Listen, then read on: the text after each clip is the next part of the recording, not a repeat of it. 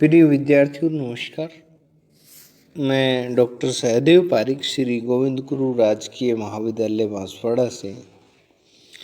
विद्यार्थियों, आज हम ग्रामीण शक्ति संरचना के संबंध के बाद आज के प्रकरण परंपरागत ग्रामीण शक्ति संरचना के आधुनिकीकरण और उससे संबंधित कारकों को लेकर के चर्चा करेंगे। विद्यार्थियों, स्वतंत्रता प्राप्ति के पश्चात परंपरागत ग्रामीण शक्ति संरचना का आधुनिकीकरण तीव्र गति से हुआ है और शक्ति संरचना के आधुनिकीकरण में सबसे महत्वपूर्ण कार्यक्रम जागीरदारी उन्मूलन और इससे जुड़े अधिनियम और भूमि सुधार कानून और पंचायती राज की स्थापना और प्रजातांत्रिक विकेंद्रीकरण और वयस्क मताधिकार और चुनाव प्रणाली, लोकतांत्रिकरण एवं प्रजातांत्रिक विकेंद्रीकरण, वयस्क मताधिकार एवं चुनाव प्रणाली, लोकतंत्रीकरण एवं राजनीतिकरण, पंचवर्षीय योजना या पंचवर्षीय योजनाएं, सामुदायिक विकास कार्यक्रम और हरित क्रांति, समन्वित ग्रामीण विकास कार्यक्रम और सुधार आंदोलन, सर्वोदय और भूदान एवं ग्रामदान, सहकारी आंदोलन, यातायात एवं संचार साधन और शिक्षा प्रसार, संस्कृतिकरण, नगरीकरण, औद्योगिकरण, अनुसूचित जातियों और जनजातियों और महिलाओं के लिए आरक्षण आदि आदि। ये सारे कारक जो हैं वो परंपरागत सामाजिक संरचना के आधुनिकीकरण को लेकर के उत्तरदायी है। हमने इसे इस पीडीएफ में ग्राफ के माध्यम से भी आपको दिखाया है। परंपरागत जो शक्ति संरचना है उसके आधुनिकीकरण से संबंधित जो निष्कर्ष है वो हम इस प्रकार से बता सकते। वो तो कारण थे और हम उसके निष्कर्ष हम इस प्रकार से निश्चित कर सकते हैं। ये सारे कारक जो है भारत के विभिन्न ग्रामीण क्षेत्रों में भिन्न भिन्न मात्राओं में प्रभावशाली रहे हैं। अलग अलग हो सकता है,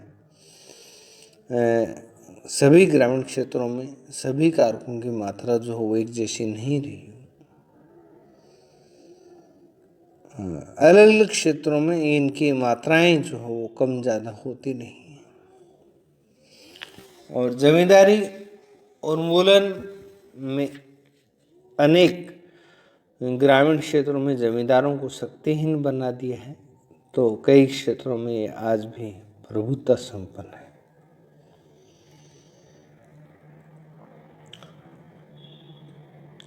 तीसरा जो निष्कर्ष है वो हम ये कह सकते हैं कि संख्या शक्ति के कारण निम्न जातियों ने चुनाव के समय ग्राम पंचायतों के विभिन्न पदों पर आधिपत्य प्राप्त कर लिया है और निम्न जातियों ने राजनीतिक औपचारिक शक्ति जमींदारों एवं उच्च जातियों से छीन ली है।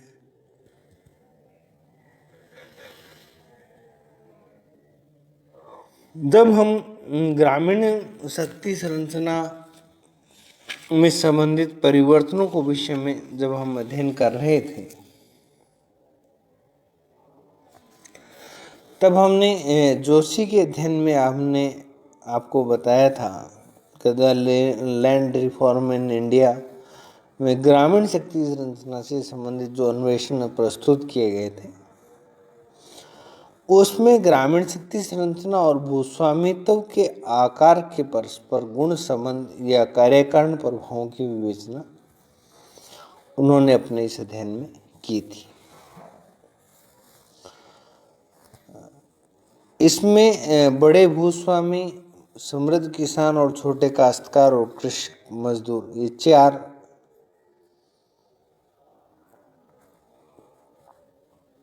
प्रकार से हित समूहों का जो विकास था वो ग्रामीण क्षेत्रों में हुआ था। और इन चारों वर्णों की क्या क्या दशा थी वो हमने जोशी के ध्यान के अंतर्गत पूरा पढ़ा था। और वापस अपने टॉपिक पे देखिए, आधुनिकीकरण से संबंधित निम्न जो निष्कर्ष आपको बताए थे, तो पहला तो ये कि विभिन्न क्षेत्रों में भिन्न भिन्न मात्राओं में, यानी कि अलग अलग क्षेत्रों में इनकी मात्राएं जो हो वो अलग अलग हो सकती है।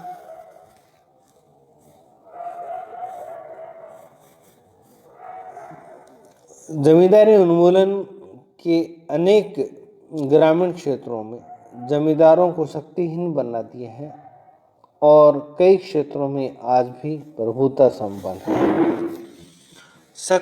संख्या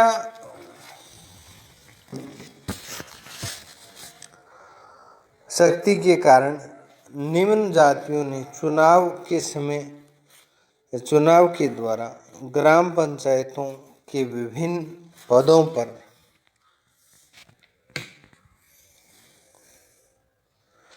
आधिपत्य प्राप्त कर लिया है, लेकिन निम्न जातियों ने राजनीतिक औपचारिक शक्ति जमींदारों एवं उच्च जातियों से छीन ली।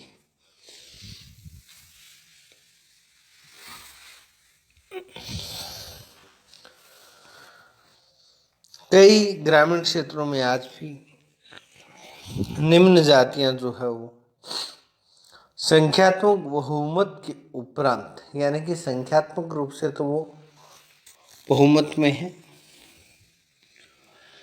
लेकिन निर्धनता और आर्थिक निर्बलता के कारण धनाढ्य जमींदारों और साहूकारों पर आश्रित हैं। और यही कारण है कि वो चुनाव में सक्रिय भाग लेने का, चुनाव लड़ सकने का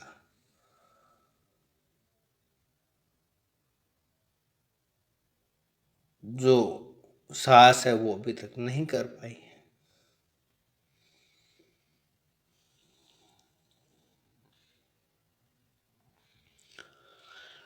यानी कि वो इतनी अधिक धनाढ्य और साहूकार वर्ग पर आधारित है कि वो चुनाव लड़ने का दुस्साहस समझती है और वो चुनाव में खड़ा ही नहीं हो पाती। और कई अल्प मत वाली उच्च जातियां राजनीतिक दलों की संरक्षकता एवं प्रभाव के कारण ग्रामीण शक्ति संरचना में वृक्षों यथावत बनाए हुए हैं। कई ग्रामीण उच्च जातियों के सदस्य राज्य सरकार के अधिकारियों एवं प्रशासकों से संबंध होने के कारण अनेक अनपढ़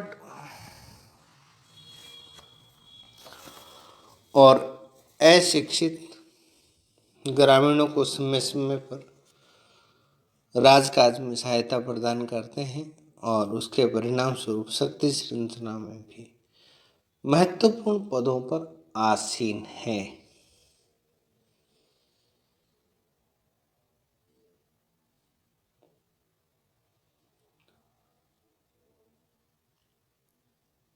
आर्थिक समृद्धि, शिक्षा, उच्च जाति की सदस्यता, नागरिक जीवन का अनुभव या नगरीय जीवन का अनुभव, राजनीतिक दलों में संपर्क के कारण अनेक ग्रामीणों ने अपने अपने क्षेत्रों में लोकप्रियता अर्जित करके शक्ति श्रृंखला में काफी महत्वपूर्ण पद जो है प्राप्त कर रखे हैं। संवैधानिक आरक्षण के द्वारा अनुसूचित जातियों, अनुसूचित जनजातियों एवं महिलाओं को ग्राम पंचायत, पंचायत समिति और जिला परिषद के स्तर पर अनेक पद प्राप्त होने लगे हैं और इन प्रावधान के द्वारा इन श्रेणियों में के व्यक्ति शक्ति संरचना में आ रहे हैं। विद्यार्थियों, आज भी आर्थिक कारक एक सीमा तक राजनीतिक शक्ति संरचना को नियंत्रित और निर्देशित और संचालित कर रहे हैं। टी.के. ओमन ने the survey of research in sociology and social anthropology, जो कि 1969 और से 1979 के बीच में हुआ था, M.F. अब्राहम के कथन को उद्धृत किया है, जिसके अनुसार ग्रामों में जाति की उच्चता निम्नता नेतृत्व का निर्णय नहीं करती है। शक्ति आज भी प्राथमिक रूप से आर्थिक प्रभुत्व का परिणाम है और शक्ति सक्षम नेताओं से गत्यात्मक नेताओं की ओर जा रही है। सुधार आंदोलनों, राजनीतिकरण, शिक्षा के प्रसार, यातायात और संचार के साधन, औद्योगिकरण और एवं अन्य कारकों के प्रभाव के फलस्वरूप शताब्दियों से शोषित, निर्धन, अनुसूचित जातियों की राजनीतिक शक्ति में अत्यधिक वृद्धि हुई है और किसी सीमा तक ग्रामीण शक्ति संरचना जाति की संस्करण उच्चता निम्नता से प्रभावित है। ग्राम पंचायत के स्तर पर निम्न जातियां एवं साधन संपन्न व्यक्ति निर्वाचित हो जाते हैं, परंतु पंचायत समिति एवं जिला परिषद के स्तर पर धनी एवं उच्च जाति के सदस्य ही निर्वाचित हो पाते हैं। यानी कि चुनाव में जो धनबल का जो महत्व है वो अत्यधिक है और ग्राम पंचायत के स्तर पर जो हो सकता है वार्ड पंच के चुनाव में, सरपंच के चुनाव में,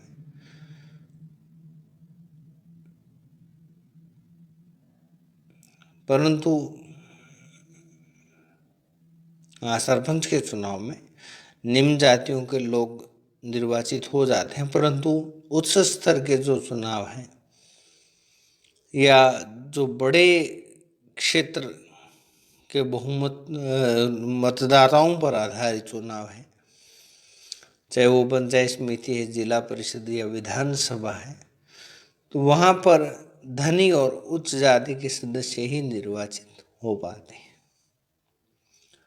नगरीकरण, औद्योगिकरण, यातायात एवं संचार साधन आदि का प्रभाव भी शक्ति संरचना में हमें दिखाई देता है और नगरों एवं औद्योगिकृत क्षेत्रों के निकटवर्ती गांवों में ग्रामीण शक्ति संरचना का आधुनिकीकरण या राजनीतिकरण अधिक तेजी से हुआ है और इसके तुलना में दूरस्थ एवं अलग अलग बने वसे ग्रामों में आधुनिकीकरण औद्योगिकरण की प्रक्रिया से धीमी रही है और निष्कर्ष रूप में यह कहा जा सकता है कि परंपरागत ग्रामीण शक्ति संरचना का आधुनिकीकरण विभिन्न कारकों के प्रभाव की मात्रा एवं परिस्थितियों से संबंधित है। यानी कि किस प्रकार के जो शक्ति संरचना का जो कारक है, परंपरागत ग्रामीण शक्ति संरचना का जो आधुनिकीकरण को लेकर के जो कारक उत्तरदायी हैं, उन कारकों के प्रभाव क्या है, उनकी मात्रा क्या है और परिस्थितियाँ क्या हैं, इन सब से ये जुड़ी हुई है। और जिन ग्रामीण क्षेत्रों की जितनी अनुकूल परिस्थितियाँ रही, जिन ग्रामीण क्षेत्रों की जितनी अनुकूल परिस्थितियां रही है, वहाँ परंपरागत शक्ति संरचना का आधुनिकीकरण भी उसी मात्रा में हुआ है। यानी कि परंपरागत ग्रामीण शक्ति संरचना का जो आधुनिकीकरण है वो विभिन्न कारकों के प्रभाव की मात्रा और उससे जुड़ी हुई परिस्थितियों से जुड़ा हुआ है और जिन ग्रामीण क्षेत्रों में जितनी अनुकूल परिस्थितियां रही हैं वहाँ परंपरागत शक्ति संरचना का आधुनिकीकरण भी इसी मात्रा में हुआ, यानी कि इन दोनों के बीच में एक समानुपातिक संबंध जो पाया जाता है। तो विद्यार्थियों, आज के वीडियो में इतना ही। आगामी वीडियो तक के लिए धन्यवाद।